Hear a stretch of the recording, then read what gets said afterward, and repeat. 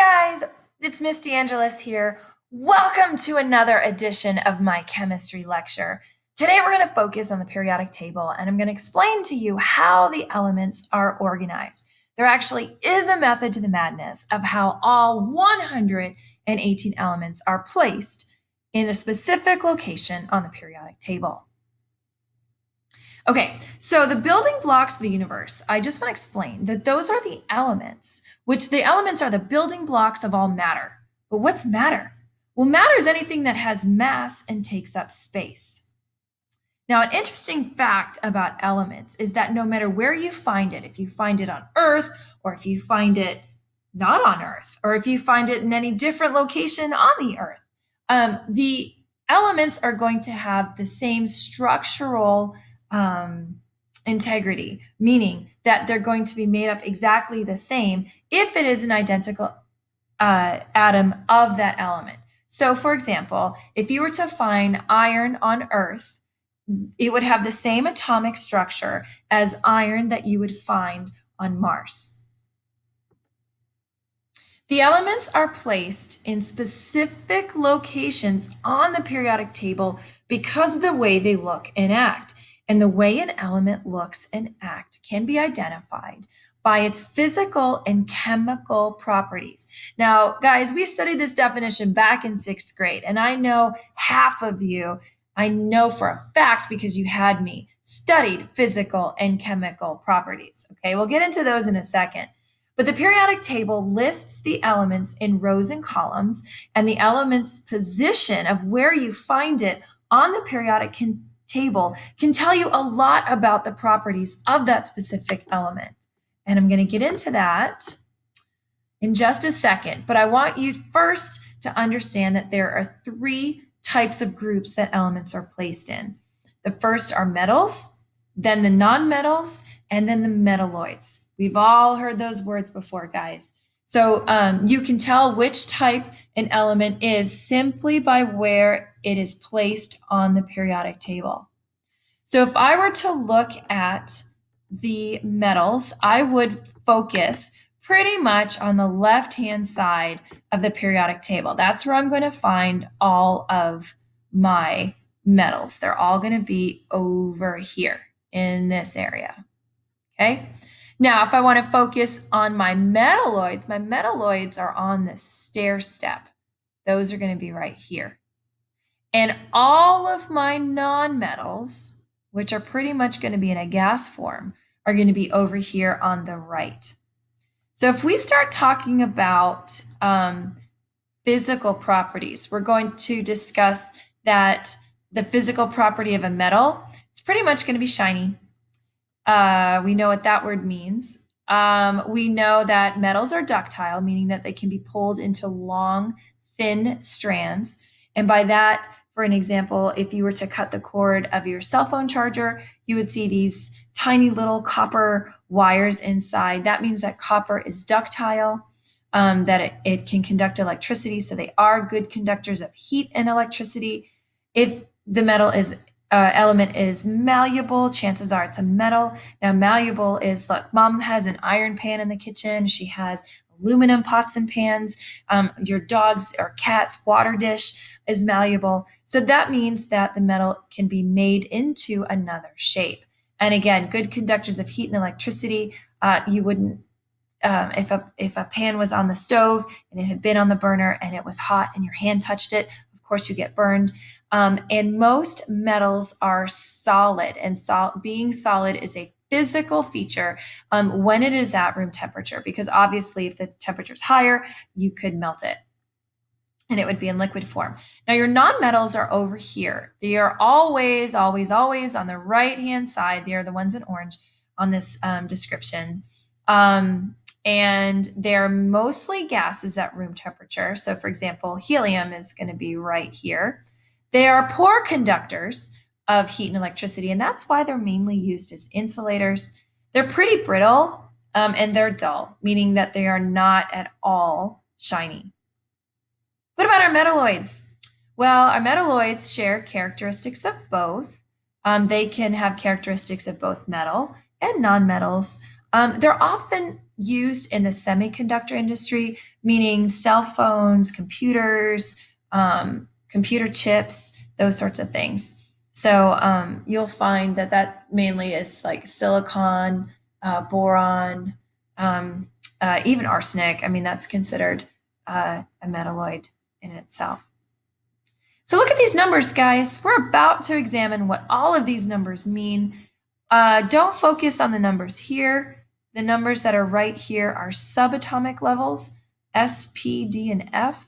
You will get into those at subatomic levels when you are in pre-AP chemistry, because I know you all are just dying to take pre-AP chemistry. Maybe at that point I'll end up moving up and teaching high school, because my own children will be old enough where I won't have to necessarily worry about trying to help them with their college applications and such. So right now you just have a super smart 8th grade science teacher. Okay, so what are we going to learn about these numbers? So we have numbers going down and we have numbers going across.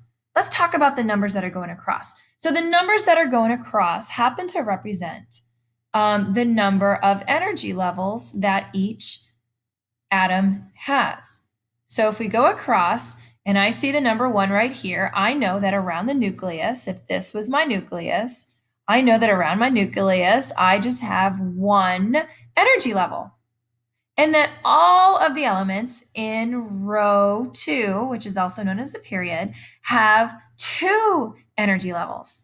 So I'm going to have a nucleus, and I'm going to have, there's my nucleus, and then I'm going to have 1, 2. And then in row number 3, I know, guys, nobody ever accused me of being an artist. I swear. I've been accused of being a really good science teacher, but not an artist. And then in row 3, that means that we are going to have 3 energy levels after the nucleus. And so every single element that you will find here is going to have 3 orbital rings that will house a given number of valence electrons. And again, valence electrons have to do with the number of electrons that are in the outermost ring. So, for example, hydrogen and helium, they're in the same row. So that means that they have only 1 ring, okay? And here is lithium, it is in row 2. So that means that all the elements that are in this row have 2 orbital rings. So they have at least 2, actually, not at least, they have 2 energy rings. Okay, so let's talk about groups. What are groups? Groups go down. Okay, so again, we're going to forget about the subatomic levels that are in here, and we're only going to focus on 1, 2. And if you were to look at a true periodic table, it would say 13, 14, 15, 16, 17, 18.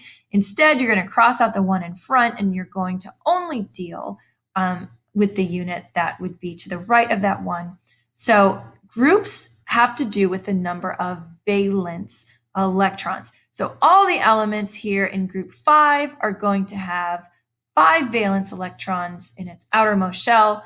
These are going to have 7 valence electrons. These will have 1, these will have 2. Now, these guys right here in group 8, just something to note. I want you to know that these are the least reactive. Why are they the least reactive? Because their energy ring is full. And if your energy ring is full and you cannot accept any more electron, you are not reactive. That's very important. The most reactive is going to be over here on the left, because these elements only have 1 valence electron. So therefore, they can accept another electron or even share their electron with another element, and therefore they are going to be the most reactive. So you're going to find that hydrogen, lithium, and sodium are going to be elements. So right here is hydrogen, right here is lithium, and right here is sodium. And these elements tend to react very much so with other elements on the periodic table, just given their atomic structure. Okay, So we know that the columns have to do with the number of valence electrons. So an element, I'll repeat it again, an element in the first column has one valence electron, and then we've got 2, 3, 4, 5, 6, 7, and 8. So those indicate the number of valence electron in the outermost energy shell. And for the sake of 8th grade science, we are pretty much only going to focus on those elements that are in periods 1 through 3. So if you were to look at the first group, we would only go down as far as sodium. Okay, so again, here's hydrogen, here's lithium, here's sodium. On the periodic table, they are literally right under each other in the same column or the same group. And if you'll notice, given their atomic structure, they all have one valence electron. This is just another example how valence electrons are in each group. Okay, the exception is helium. This would be like a bonus question maybe on your test, but helium has 2 electron, only 2. But wait, but Ms. DeAngelis, you told me that all of the elements on the periodic table had valence electrons here. So here's helium. They had to have 8. Well, guess what, guys? Helium has 2. And if it has 2 on its orbital ring, on the first orbital ring, we know the maximum number of electron that you can have is 2. Therefore, if it has 2, it is not going to react with any other element on the periodic table, because again, the first ring, remember, has 2 electron, and the second ring has up to 8 electron, and the third ring has up to 8 electron. So pretty much all the ones that have 8 electron are going to be down here, and the one that has 2 is going to be helium. So that's something like, that's a bonus question. I mean, that's not going to make it or break it for you in chemistry, but that's just like a fun fact. Okay, so let's put it all together. So let's do a seek and find. So I am a metalloid, okay? So I must be along the zigzag line somewhere. And I'm in the second period, which means I count down on the left. Okay, 1, 2. Okay, so here I am right here. I'm number 2. So I'm number 2, and let's see, how many valence electrons do I have? I have 3 valence electrons. So I'm going to go, here's group number 1, group number 2, group number 3. So if I draw a cross and I get to number 3, oh, look, I'm boron. Let's do another one. Okay, I'm a nonmetal. All right, so that means I'm going to think about it. I'm going to say, okay, I'm on the right-hand side of the periodic table because that's where you're going to find your nonmetals. And I'm third period. Okay, so I'm going to count down 1, 2, 3. So here I am, 3. How many valence electron do I have? Okay, 5. So I'm period 3. I'm going to count down 3, and then I'm going to go across 5. So let's see. Here's group 1, group 2, group 3 is aluminum, group 4. Oh, look, I'm phosphorus. There I am, group 5. Okay. Last but not least, okay. I know we said that we would only go down 3, but just for grins and funsies, let's do 4.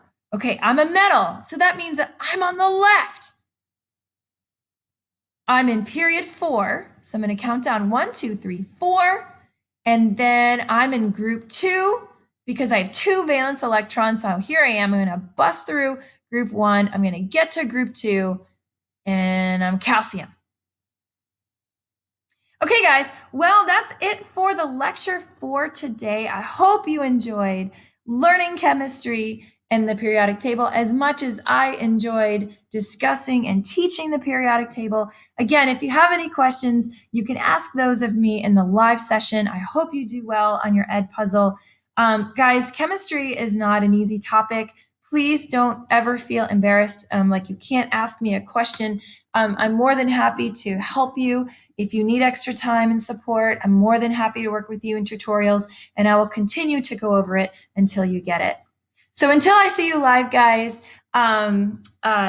Take care. I hope you really can put all of this together and it starts to make sense. But again, I'm here to help, and I will see you soon. Bye.